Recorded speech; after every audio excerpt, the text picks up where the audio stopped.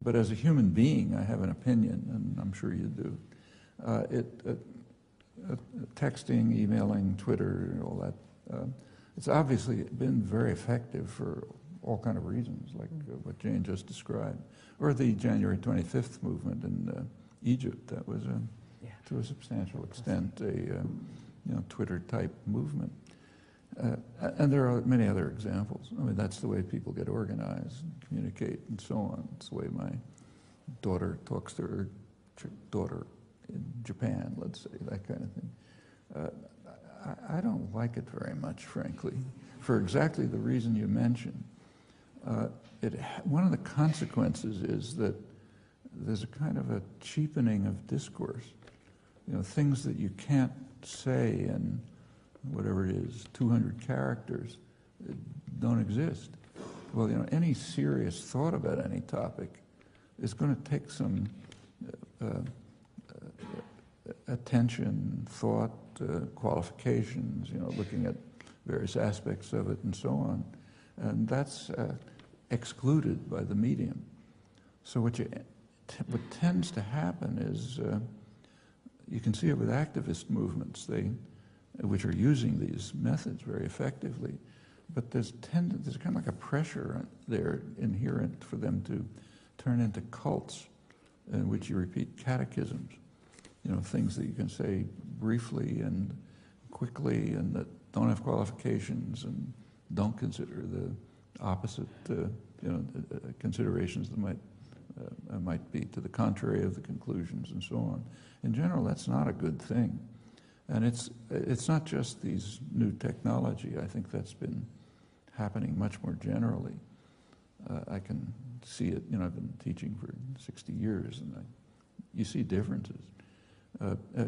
Young people don't read anywhere near as much as they used to.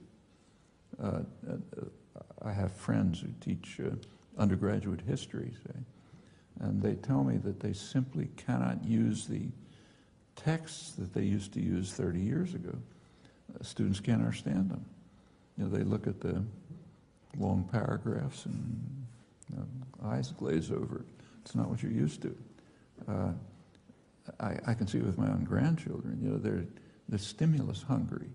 Like I have a grandson who lives not too far away, a high school student.